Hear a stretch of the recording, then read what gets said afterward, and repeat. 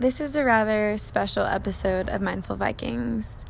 We were invited to the Salt Lounge studio in downtown Long Beach, and as you can see, there's so many precious, sacred, energy healing supplies and spiritual items that they offer to customers, and even from their events and workshops. It's definitely a special healing and comfortable place to be. So we're excited for you to be here and to check out our content today.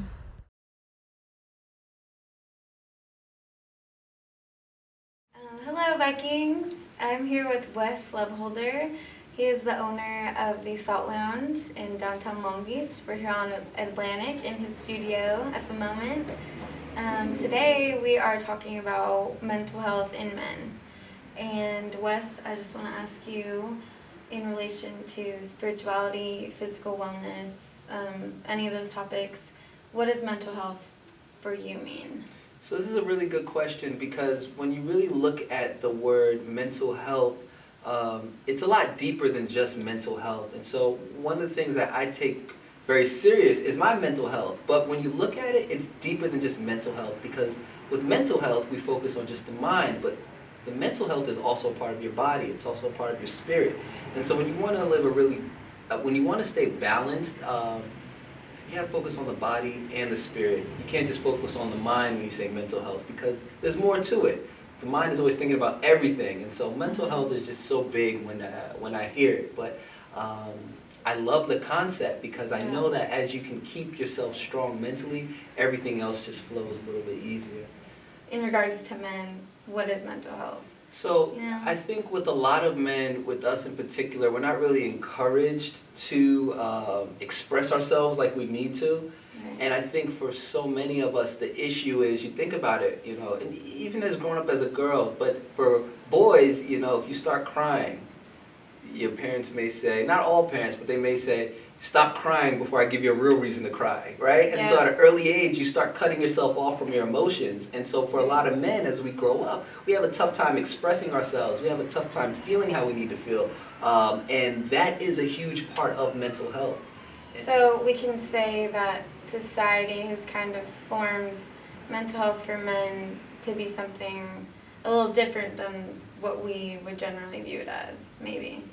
Right? I would say so. I think society makes mental health seem like, and I think they're doing a better job of it, but they don't do a great job depicting what it really is. Mm-hmm. And so many of us, I'd say the majority of us, experience mental health issues.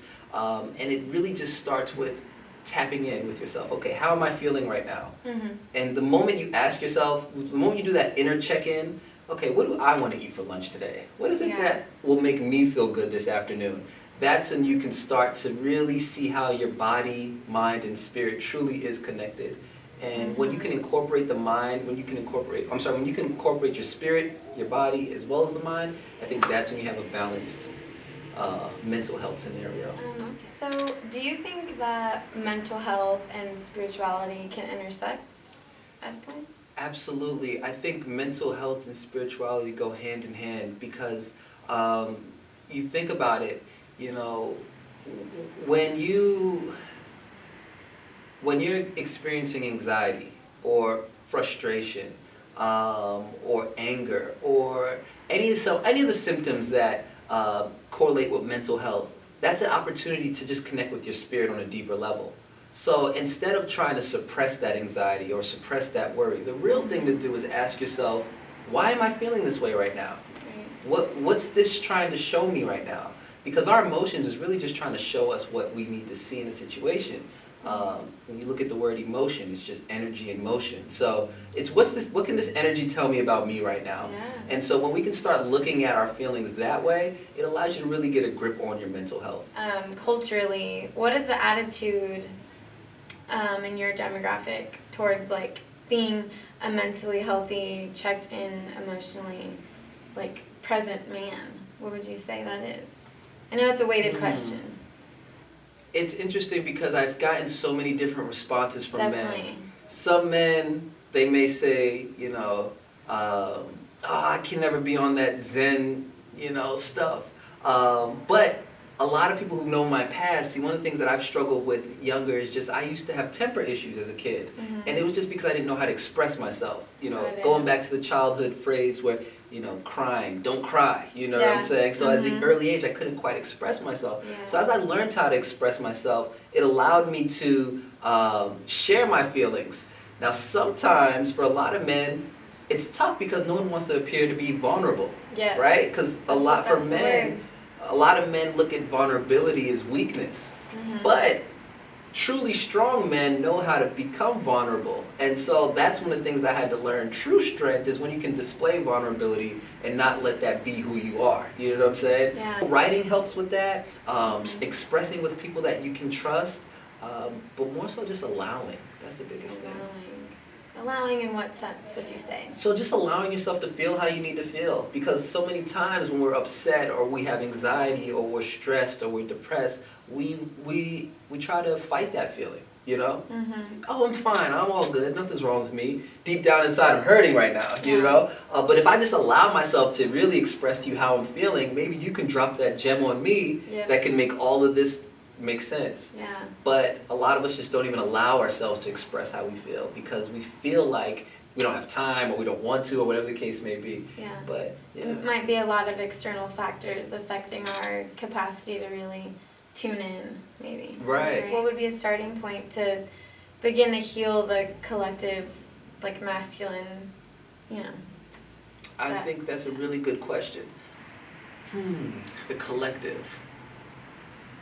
Well, I'll start with this. One of the things that I admire most with women is women have it down packed. Like, you see women's circles, you see women on social media supporting one another, you know, yes, girl, all that. Men don't do that. I was actually out at a store one day, and I saw this guy, he had this really cool gold chain on. And I wanted to tell him, look, man, that chain is really cool. But for some reason, I didn't. I just stared at his chain like a weirdo, right? And then after he left, I was like, man, that chain was so dope. But I thought about it. Why didn't I tell him this? And for some reason, men feel weird complimenting men. It's one of those things we naturally don't do. I think that's where the change needs to happen. It just needs to be more dialogue that takes place. And from that point, you know, we can build new friendships. And then with new friendships, we can grow together. And it just keeps going from there. Once we know we have people that love us, care about us, then we can be more vulnerable. Then we can express more how we really feel, and that's when the growth takes place. Something stuck out to me when you were talking right now. You said by nature. Is this how it is for men? Is this something that we just walk into, like being born, male versus female? You know, it's a good question. I don't know if it's necessarily designed that way, but I just think that, for example, a lot of us as young boys, we're groomed to become head of the household. You know, you got to be able to take care of your family to be a man. You got to be able to have, you know, all your bills paid to be a man. You got so many things, so many stigmas to qualify as a man. But I feel like as times change, there's so much more to that. I think now the more masculine you really are is really determined by how much you can tap into your feminine side. You know what I'm saying? And I think that's where men have to be willing to evolve. Because we all have a masculine side, we all have a feminine side. And I think that's where it takes place. And when you can become balanced, that's when you can really start to see the change.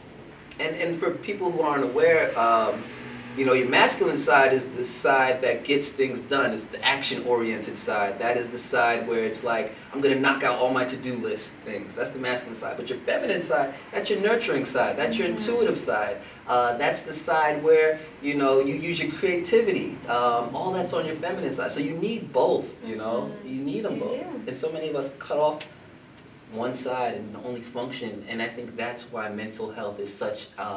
so much of a struggle for so many of us. We don't allow ourselves to express like we need to.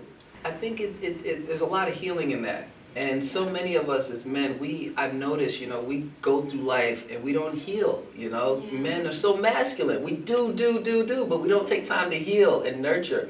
And so there's healing in that. And once you're able to heal, that's when you're able to grow. When you look at television, you see the role of a man being a certain type of way, and then we look at society, you see the role of a man being a certain way, so you think growing up, okay, I gotta know how to play football. I gotta date the prettiest girl in my school. You know, you got all these things in your head that you have to do, and really doesn't matter. You know what I'm saying? It's just all society stigmas. There's all these people around you, but a lot of times you don't even really want half of the stuff that you feel like you gotta have. You know, as I got a little bit older, it was like I have to have rims on my car. You know what I'm saying? As you got a little older, that's what you. Yeah, and it's just because of society. You know. Like, and maybe friends and family that are kind of putting that on you too. I mean, I don't want to speak for you, but that could be it too. Absolutely, you know? Absolutely. And I love my mom to death, but you know, just learning from the things that she put on to me, you know, and just from generations passed down to her. And so I almost really had to like re-teach myself a lot of things and redefine what a man is to me. And really, a man is someone that, yes, you have to be strong. Yes, you have to be assertive, but you also have to be nurturing. You have to be understanding. You have to be compassionate. These are all parts of a man, and these are the things that a lot of us, you know, we overlook. It's not just about power and dominance. You know what I'm saying? That's not it at the end of the day. In today's day and age, maybe 50 years ago that could have been the case, but now there's so much more to it. I think we got so much going on between social media and all these things. We're more connected as a society than we've ever been. You think about it, like your parents, they used to memorize everyone's phone number. Now you're lucky if you know like 3 or 4 people's phone number off the top of your head, right? But we're so connected. You can have a convo with someone on the other side of the planet right now, just off of your cell phone. So mental health is so much more important nowadays than ever before in history, because you just have to keep yourself balanced. And when we're always plugged into what's going on with everything around us, we tend to put ourselves, you know, last, because there's so many things going on. And so that's why I'm such a huge advocate of mental health. Awesome. That's a great closing statement. I feel good with that. Okay. Cool. All right. Well, thank you, Wes. Thank you. Thank you all for tuning in. Thank you, Wes, for your time, allowing us in your sacred space. It's beautiful. Absolutely. Here. And if you would like to come by the Salt Lounge, we're located off Atlantic and 9th. And you can check us out at thesaltloungelb.com. If you want to check me out personally, you can find me on Instagram as well as King Wizard. And thanks for having me. Yeah. Awesome. Thank you. Cool. Yeah.